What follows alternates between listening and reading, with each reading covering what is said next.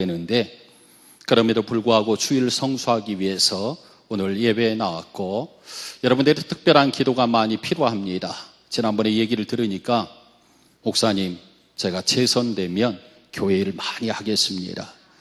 한번 우리 지켜봐야 되겠습니다. 우리 안강원 권사님, 우리 유경남 권사님 한번 일어나서 인사하시죠.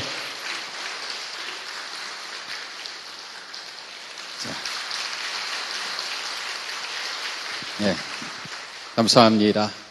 힘내시고, 오늘 또 이재호 의원도 오신 것 같습니다. 어디 계시나요? 예, 여러분 인사드립니다. 격려해 주십시오. 가장 바쁜데 믿음의 사람으로 하나님 앞에 예배하는 자리에 나오신 그 믿음 변치 않기를 바랍니다. 동대문에서 옥가게를 하는 사람이 있었습니다. 한참 잘 돼서 매출이 대단히 좋았습니다. 그런데 어느 날 부도가 나서 빚더미에 올라앉게 됐습니다. 채권자들 때문에 정신이 없었고 집에도 들어가지 못하고 힘들어했어요. 그래서 가족들이 힘들어한다고 집에는 들어가지 아니하고 쪽방촌에서 혼자 지냈습니다. 매일같이 술을 마시면서 내가 이렇게 살아야 되느냐, 차라리 죽는 게 낫겠다 생각을 하고 자살을 결심하게 됩니다. 그래서 철길 옆에 다가가서 양주 한 병을 마셨습니다. 거나게 술이 취했고 회 안에 잠기게 됩니다. 막상 죽으려고 하니까 가족들 얼굴이 아른아른거립니다. 버리지 못한 삶의 미련 때문에 굉장히 마음이 괴롭습니다. 철길로 뛰어들어야 되는데 뛰어들 수 없어서 머뭇머뭇거립니다. 남자가 망설이게 되니까 망설이는 동안에 화물 열차가 한 대, 두 대 지나갔어요. 그 광경을 바라보고 있던 멀리서 늙은 농부 한 분이 다가섰어요. 남자가 죽으려면 빨리 죽지 왜 그렇게 망설이냐고. 그때 새마을호 열차가 지나갔어요. 그래도 죽지 않습니다. 그래서 농부가 또 얘기합니다. 사람이, 남자가 죽으려면 빨리 죽지 왜 그러냐고. 그랬더니 그 남자가 하는 얘기가, 나는 지금 KTX 기다리고 있습니다. 이왕 죽을 바에 화물 열차에 치여 죽을 수 없잖아요. 그렇게 늙은 농부와 옥신각신 그렇게 얘기하다가 결국은 나중에 술이 깨서 죽지 않았다는 것입니다. 물론 이 남자가 죽음을 결심했던 것은 빚 때문에 내가 자살해야 되겠다 그런 생각을 했어요. 그렇지만 사실 그를 이해해주고 위로해주고 격려해주는 누군가가 있었다면 과연 그가 자살을 결심했겠는가? 통계적으로 자살을 결심한 사람들의 대부분은 누군가의 이해와 격려, 위로가 없었기 때문에 자살했다는 통계가 있습니다. 이처럼 사람들은 세상의 크고 작은 위기와 어려움 앞에 무기력한 존재입니다.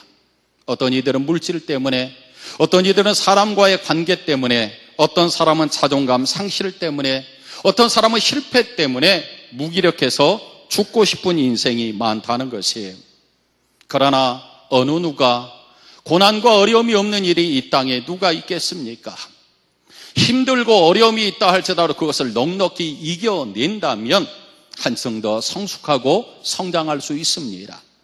우리 하나님께서는 우리에게 힘든 고난과 환난과 어려움이 우리에게 찾아오지만 하나님은 결코 우리를 내버려 두지 아니합니다. 우리를 도우시고 격려하시고 위로하시고 우리에게 힘주시는 하나님인 줄 믿습니다. 19세기 영국의 헨리 파우셋이라는 사람이 있습니다.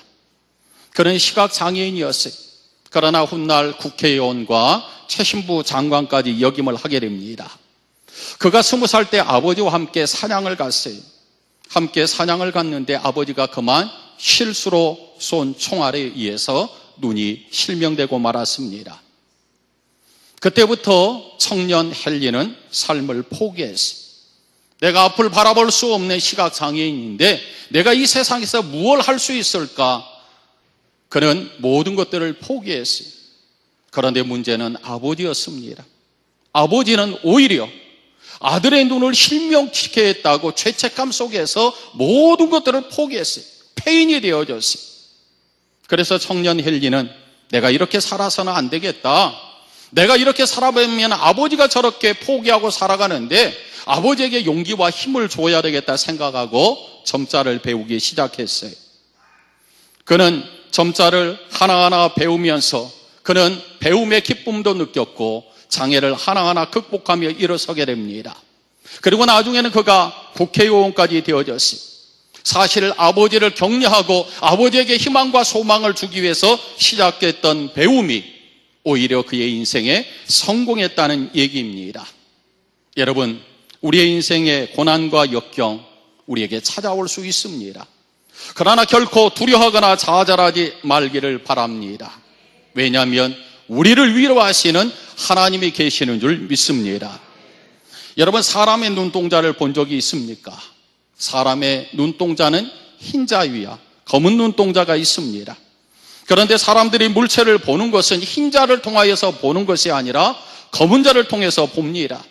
왜 하나님은 우리의 눈의 검은 부분을 통해서 물체를 바라보고 식별케 했는가? 이거에 대해서 유대인의 탈무드에서는 이렇게 얘기하고 있습니다. 우리의 인생이 아무리 어두울지라도 현실이 눈동자와 같이 캄캄할지라도 결코 낙심하거나 좌절하지 말라는 것입니다. 오히려 그 어둠을 통하여서 밝은 미래를 바라볼 수 있어야 된다는 것이에요. 우리는 때때로 낙심하고 절망하는 경우가 있죠. 삶의 아픔과 위기와 고난이 우리에게 찾아올 수 있습니다. 그러나 그 시련을 통하여 한층 성숙하고 성장할 수 있도록 하나님이 도우신다는 사실입니다. 나 혼자 아는 것이 아니라 우리의 등 뒤에서 도우시는 하나님이 계시는 줄 믿습니다. 쇠는 뜨겁게 달구어질수록 단단해집니다. 우수한 쇠일수록 그만큼 오랜 시간을 불 속에 담궈져 있을 때 바로 더 단단한 쇠가 되어질 수 있다는 것이에요. 우리가 고난을 겪으면 겪을수록 우리를 견고하게 하고 단단하게 만든다는 사실입니다. 그렇기 때문에 고난과 환난과 어려움 앞에 좌절하지 말고 하나님이 나를 어떻게 단련하실까? 하나님이 나를 통하여 어떤 역사를 만드실까 기대하며 하나님을 바라볼 수 있는 우리의 신앙이 되어야 될 줄 믿습니다. 오늘 본문에 보게 되면 사도 바울은 특별히 복음을 전하는 삶을 삽니다.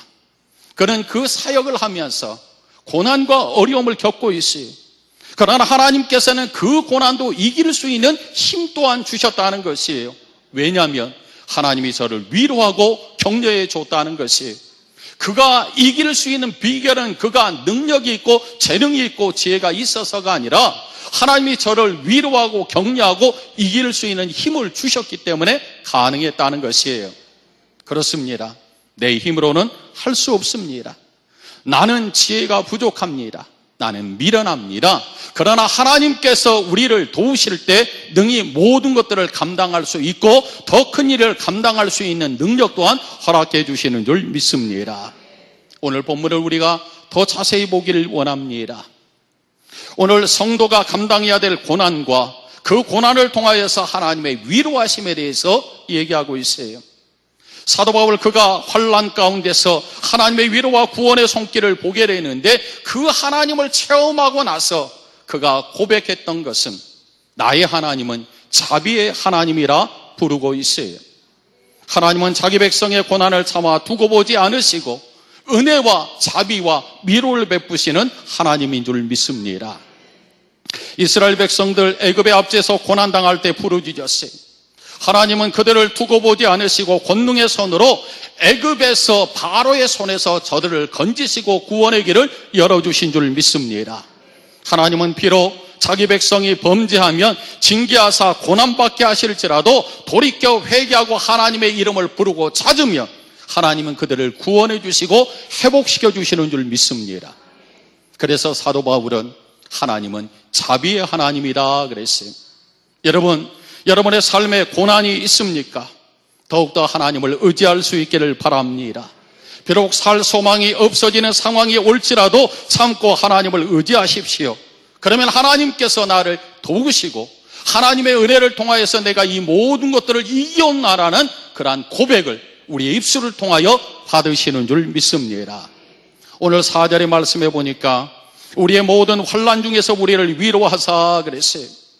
사도 바울이 그의 동역하는 그들과 함께 수고하고 있을 때, 복음을 전할 때 자지 못하고 매맞고 굶주리고 쫓겨나는 일들이 한두 번이 아니었어요. 그의 표현에 의할 것 같으면 내게 살 소망이 끊어졌다 했어요. 내가 이 복음을 전하는데 내가 죽을 지경에 놓였다고 그는 이렇게 고백하고 있어요. 그런데 하나님이 그를 내버려 뒀나요? 하나님은 여전히 그와 함께 하셨고 그에게 피할 길을 열어주셨고 그것을 넉넉히 이길 수 있는 능력 또한 주신 줄 믿습니다. 아파하고 죽고 싶다고 할 때 하나님이 저의 마음을 어루만져 주시고 위로해 주셨다는 것이에요. 하나님을 믿는 성도 역시 고난이 있을 수 있습니다. 세상에서 환난이나 고난 이것을 원하는 사람은 아무도 없습니다. 사람들은 할 수만 있으면 이것을 피하고자 합니다. 그래서 이 고난을 이길 수 있는 비결이 어디 있나? 무당을 찾아가고 점을 치기도 하고 부적을 붙이기도 해요. 이 고난이 무섭기 때문에 그렇습니다. 세상에 갇혀있는 사람은 그것이 그 문제를 해결해 주는 것으로 여겨요. 또 어떤 사람에게 복음을 전할 때 고난과 역경이 있는데 예수를 믿으면 그 고난을 이길 수 있다 하고 예수를 믿어야 된다고 전도까지 합니다. 그래서 예수를 믿었는데 또 고난이 우리에게 찾아올 때 과연 그 사람이 어떻게 받아들일 수 있겠는가? 우리는 예수를 믿으면 고난이 없다고 생각을 합니다. 예수를 믿으면 모든 일들이 잘 된다고 생각합니다. 내 인생의 성공이 보장되고 축복이 보장된 것처럼 여깁니다. 그러나 사도 바울의 경우를 보면은 그렇지 아니했어요. 오늘 바울과 그의 동역자들을 보십시오. 그들이 누구입니까? 하나님의 말씀대로 살려고 애쓰는 신앙의 신앙인들입니다. 신앙에 있어서 둘째가라며 서러워할 정도로 그들은 믿음이 좋은 사람입니다. 그런데 그들이 복음을 전할 때 그들이 살만 나고 신나고 재미난 것이 아니라 살 소망이 없다고 죽고 싶다고 얘기하고 있어요. 고난을 받아도 남들보다 더 심하게 고난을 받습니다. 그들의 믿음이 없었나요? 그들의 믿음이 가식이었나요? 그들은 자기 자신을 위한 것이 아니라 복음 때문에 생명을 놓았어요. 그럼에도 불구하고 그들에게 위기와 환난과 고난이 닥쳤어요. 주님을 따르는 성도에게 고난이 없을 것 같지만 고난이 있다는 것이에요. 많은 사람들은 하나님 앞에 하나님 환난과 고난이 내게서 없어지기를 바라는 사람들이 많이 있어요. 그래서 하나님 이 고난이 없게 해주십시오. 그러나 고난은 우리에게 없어지는 것이 아닙니다.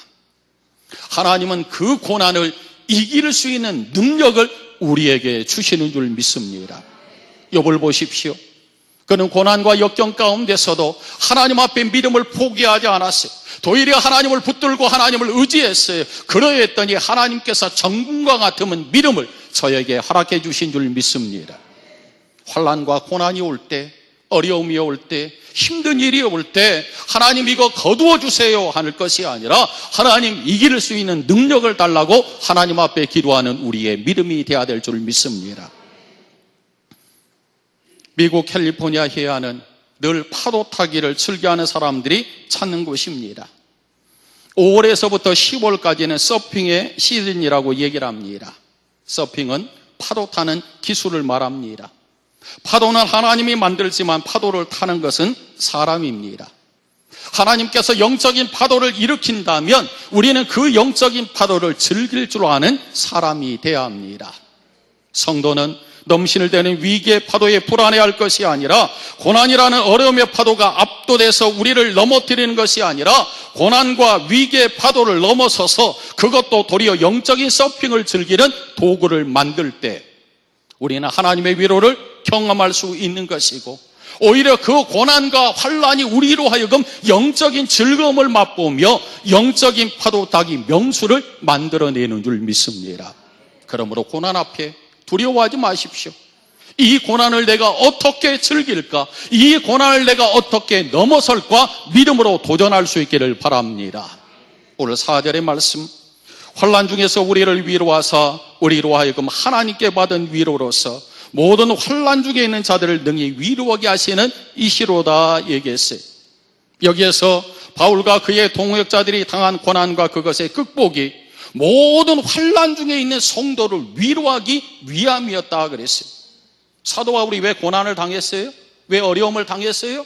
하나님이 그 어려움을 통해서 내가 네 어려움을 이긴 것을 아노라. 너는 어렵고 힘든 사람들을 도와줘라.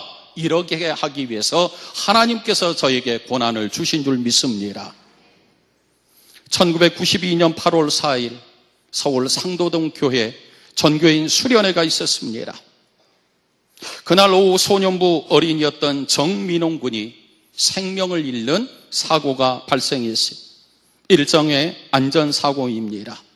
전혀 사고가 날 장소가 아닌데 사고사였기 때문에 충격이 되어졌어요. 황급히 병원 응급실로 쫓아갔어요. 이미 절명했다는 의사의 사망 확인이 떨어졌을 때 그 부모의 가슴은 찢어질 정도로 슬픔을 겪어야 했습니다. 전교인이 참여한 수련회 장소에서 사고가 일어난 만큼 교회의 큰 시험거리였어요. 그런데 교인들이 그 일로 인해서 5번이나 놀랐어요. 첫 번째는 뜻하지 않았던 민홍이의 죽음, 그것도 수련회장에서 죽었다는 그 죽음 때문에 깜짝 놀랐어요. 사고 이후에 민홍이의 부모님을 비롯한 가족들이 의연하게 대처했던 그 모습을 보고 사람들이 놀랐어요. 그리고 교회 예배당에서 드려진 민홍이의 장례 예배 시 민홍이의 아버지 정성기 집사의 인사말 때문에 사람들은 깜짝 놀랐어요. 그 정 집사님이 이런 얘기를 했습니다. 주님께서 사랑하는 내 아들 민홍이를 모태에서 믿음으로 자라게 하시고 어렸을 때 유아 세례를 받고 나서 하나님의 자녀가 돼서 하나님 불러주셔서 감사합니다. 이 세상의 제약과 탐욕에 오염되기 전에 순결한 영혼으로 있을 때 하나님 불러주셔서 감사합니다. 세상의 사고나 세상의 굳은 일로 부른 것이 아니라 하나님의 말씀을 배우는 수련의 장소에서 하나님 불러주셔서 감사합니다. 그동안 민홍이가 차지하고 있던 내 마음의 자리가 공허하고 외롭고 슬프지만 하나님께서는 감당할 시험밖에 주지 않는다 하셨으니 그 빈자리에 하나님의 은총으로 채워주실 것을 믿기에 하나님 감사합니다. 그리고 사고 후에 교인들에게 보여준 사랑에 대해서 교인들께 감사를 했어요. 그러나 이것으로 끝난 것이 아닙니다. 네 번째, 정 집사님과 가족들은 하나님 앞에 강단 꽃꽂이를 통하여서 하나님의 은혜 앞에 감사합니다. 그리고 교인들에게 감사를 표하며 전교인이 먹을 떡을 대접하며 하나님 앞에 감사했어요. 세상에 저럴 수 있구나 사람들 놀랐어요. 그리고 마지막으로 사고로 인해서 교회가 시험에 빠지지 아니하고 은혜 가운데 든든히 서게 되매 사람들은 깜짝 놀랐어요. 슬픔을 초월한 정 집사님 가정의 성숙한 신앙의 모습, 모든 교인들로 하여금 자신의 신앙을 되돌아보는 기회가 되어졌어요. 아들을 잃고 위로를 받아야 될 정 집사님 가정이 오히려 성도들을 위로하고 교회를 위로했다는 사실입니다. 적어도 믿음으로 사는 성도의 모습은 이래야 될 줄 믿습니다. 내가 힘들고 어렵다고 내가 모든 것들을 포기해보고 낙심하고 절망할 것이 아니라 오늘 그것을 통하여 하나님은 또 다른 사람을 위로할 수 있는 계기로 우리를 사용해 내신 줄 믿습니다. 고난받는 자의 굳어진 마음을 움직이는 방법은 나보다 더욱 힘든 고난을 극복한 사람이 자기의 경험을 통하여 사람들을 위로할 때 위로를 받을 수 있다는 것이에요. 아들을 잃었던 사람이 아들을 잃은 사람을 위로할 수 있습니다. 질병에 걸렸던 사람이 죽음의 문턱까지 가서 병들었던 이들을 위로할 수 있다는 것이에요. 사랑하는 가족을 잃었던 사람이 있으면 그 사람을 위로할 수 있고, 내가 실패를 경험했다면 그 실패자를 위로할 수 있고, 불합격했던 사람이 있으면 나의 불합격이 다른 사람을 위로해 줄 수 있는 그러한 기회가 된다는 사실입니다. 여러분, 세상을 살아오면서 여러분들을 힘들게 하는 것이 무엇이었나요? 나를 갈등에 빠지게 한 것이 무엇이었나요? 나를 절망하게 빠진 것이 무엇이었나요?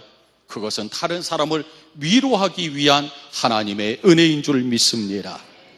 우리의 위로다 되신 주님은 십자가의 고난을 이겨내셨어요. 그랬기 때문에 인생의 삶의 문제가 무엇이고 고통이 무엇이고 질고가 무엇이고 아픔이 무엇인지 알았어요. 그래서 우리의 주님은 수고하고 무거운 짐진 자들아 다 내게로 오라, 내가 너희를 편히 쉬게 하리라 주님 말씀하신 줄 믿습니다. 하나님은 우리가 고난받을 때 우리를 고아와 같이 버려두지 아니합니다. 우리의 인생의 두려움의 불꽃 가운데 우리가 지날 때 그 불꽃이 사르지 않게 하나님이 우리를 붙들어 주시는 줄 믿습니다. 위기의 강을 건널 때 그 위기의 강이 우리를 침몰하지 않게 하나님이 우리 가운데 함께해 주심을 믿습니다. 그러므로 나 혼자 해결하는 것이 아닙니다. 하나님이 도우시는 줄 믿습니다. 우리는 나 혼자 하려고 할 때 우리는 불안하고 두려워하고 좌절할 수밖에 없지만 나의 등 뒤에서 도우시는 하나님, 내게 피할 길을 열어주시는 하나님, 푸른 초장 쉴 만한 물가로 인도하신 그 하나님을 의지한다면 하나님이 우리의 나아갈 길을 친히 인도해 주시리라 믿습니다. 바울의 고백에 의하면 그는 실로 견디기 어려운 고난을 당했어요. 성경의 표현대로 말하면 살 소망이 끊어졌다고 그랬어요. 극한 상황에 몰렸어요. 여러분이 이러한 상황에 몰린다면 여러분들은 어떻게 하겠습니까? 왜 나에게 이러한 고난을 주나요? 하나님을 원망하지 않겠어요?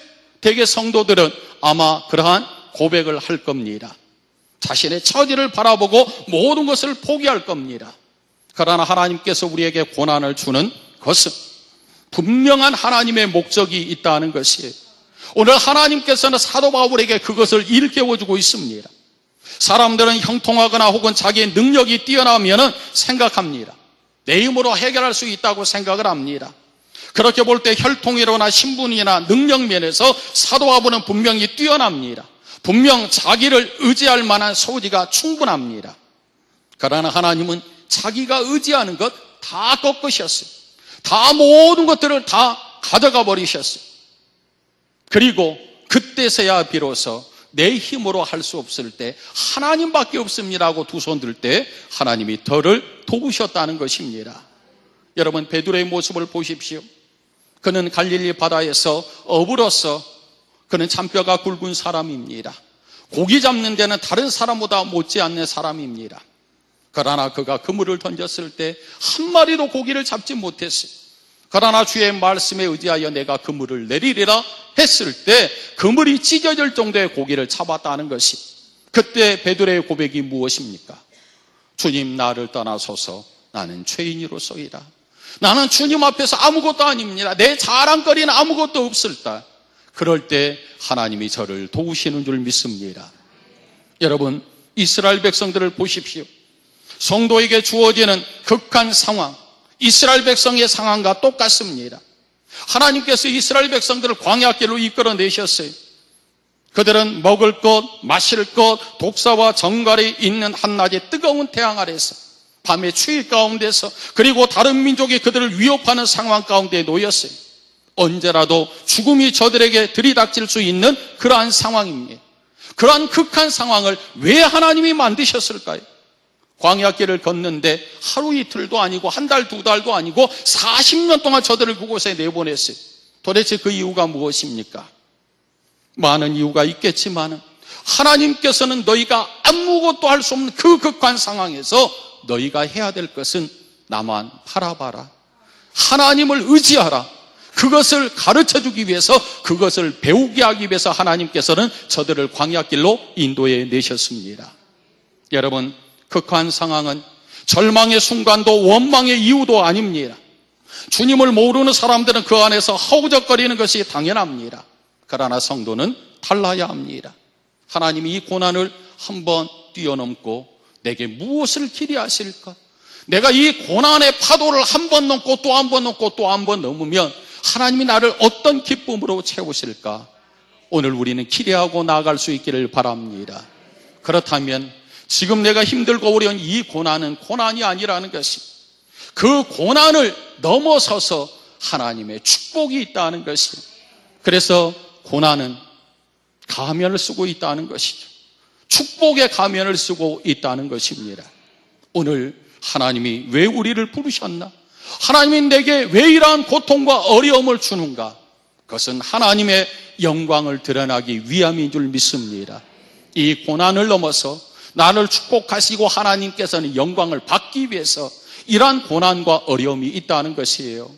여러분의 사람들의 고난 가운데서 제일 힘든 고난이 무엇인가요? 사람으로서는 도저히 할 수 없는 게 무엇인가요? 그것은 죽음입니다. 고난 중에서 가장 큰 고난이 있다면 그것은 죽음일 겁니다. 아무리 세상의 용맹함을 떨쳤던 사람도 두려움은 바로 죽음 앞에 두려워할 수밖에 없습니다. 특히 부당하게 죽음을 맞이한다면 공포와 억울함에 함께 휩쓸려 자신을 더욱 고통스럽게 만들 겁니다. 그런데 기독교 역사를 보십시오. 예수를 믿는다는 사실 하나 때문에 억울하게 죽음을 당했던 이들이 많이 있습니다. 그 중에 우리는 최초의 순교를 할 수 있는 스데반을 보십시오.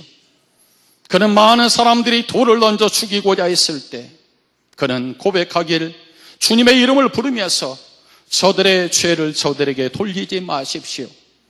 하나님의 보좌 우편에 계신 주님을 바라보면서 그는 죽음을 당당하게 받아들였어요. 그렇게 당당할 수 있었던 것이 무엇입니까? 영원한 생방과 부활의 신앙이 그에게 있었기 때문에 그는 죽음을 초월한 능력의 삶을 사는 줄 믿습니다. 그렇습니다. 죽음의 위기가 찾아와도 하나님을 향한 믿음으로 서 있는 자는 당당하게 맞설 수 있습니다. 그래야 하나님께서는 부활의 기쁨으로 저에게 은혜를 덧입혀 주시는 줄 믿습니다. 오늘 본문의 주제, 하나님은 자비의 하나님, 위로의 하나님이라 그랬어요. 그런데 이 위로의 하나님, 위로라는 헬라어 말은 파라클레시스라는 단어를 씁니다. 성령이라는 헬라어 단어는 파라클레토스라는 단어를 씁니다. 여기에 어원이 같다는 것입니다. 위로의 하나님은 어떤 하나님이냐? 하나님은 하나님의 영, 하나님의 속성, 성령을 보내셔서 저들이 아파하고 힘들고 어려우며 있을 때 보혜사 성령, 저의 곁에서 도우시는 분이 위로의 하나님인 줄 믿습니다. 하나님은 우리가 고통을 겪을 때, 고난을 겪을 때, 힘들어할 때, 슬픔에 빠졌을 때 하나님께서는 우리의 곁에서 성령이 우리를 도우시는 것처럼 하나님께서 우리를 도우시는 줄 믿습니다. 내 고통이 무엇입니까? 내 아픔이 무엇입니까? 주님께서 나의 모든 것을 아시고 내 상처를 싸매어 주시고 긍휼히 여기시고 자비로 우리를 덧입혀 주시는 줄 믿습니다. 그러하기 때문에 우리는 새 힘을 얻을 수밖에 없어요. 오늘 우리는 본문을 통하여 또 다른 비밀을 알게 됩니다. 오늘 여러분들 성경을 자세히 읽어보셨나요? 오늘 3절과 7절까지의 말씀을 보게 되면 여러 번 반복되는 단어들이 나옵니다. 거기에 보게 되면 환난이나 고난이라는 단어가 계속해서 나오는데 6번 등장합니다. 그런데 너무나도 놀라운 것은 위로라는 단어는 몇 번이나 사용한 줄 아십니까? 무려 10번이나 사용하고 있어요. 환난과 고난이라는 단어보다 위로라는 단어가 한 배나 많게 사용되고 있어요. 그리스도를 믿는 믿음으로 고난을 받으면 그리스도의 위로는 한 배나 더한 줄 믿습니다. 내가 고난과 어려움을 당하면 하나님의 위로는 한 배로 더 크게 우리를 감싸고 우리를 보호하시고 우리를 붙들어 주시는 줄 믿습니다. 그렇기 때문에 우리가 고난과 환난을 당할 때 낙심할 필요가 없다는 것이에요. 나를 도우시는 주님, 내 곁에서 내게 힘주시고 능력 주신 주님이 있다면 왜 우리가 주저하고 왜 우리가 쓰러집니까? 오늘 세상이 힘들고 어려운 여러분들, 주님 앞에 예배하기 위해서 나온 여러분들, 그 하나님은 위로의 하나님이 되셔서 나를 만져주시고 나를 안아주시는 줄 믿습니다. 하나님께서 환난당한 사도 바울 그렇게 위로해 주는 것이 무엇입니까? 내가 고난과 어려움을 당했지만 내가 너를 이길 수 있게 해주겠다. 그래서 그는 위로를 받았어요. 그 위로가 무엇이었나요? 고린도 교회 힘들고 어려운 성도들을 위로하는 데 사용되어졌어요.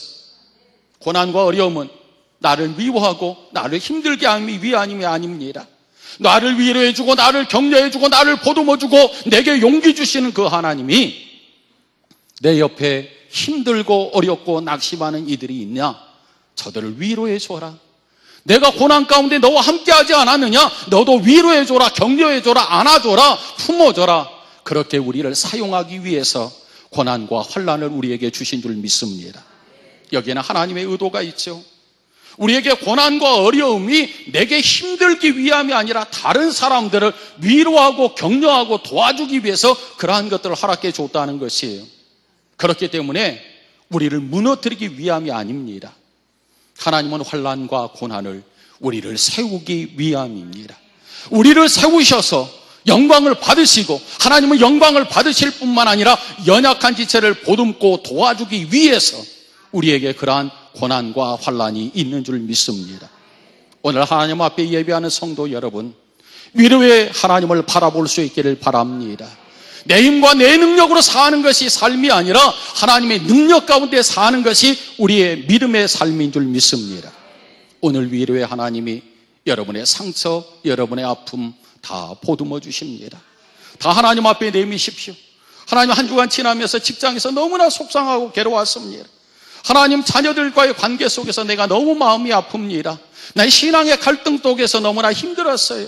세상살이가 왜 이렇게 힘들고 아픕니까? 내가 죽고 싶었어요. 이런 마음으로 찾아왔을지라도 하나님은 여러분의 형편을 다 아시는 줄 믿습니다. 내게 와라. 내가 너를 격려하고 너를 도와주고 너를 싸매어주고 너를 보듬어주고 너를 위로하고 너를 격려하겠다. 이 하나님을 만날 수 있기를 바랍니다. 그 하나님은 자비와 위로의 하나님이 되시는 줄 믿습니다. 그 은혜가 우리 모두 가운데 충만하길 주의 이름으로 축원합니다.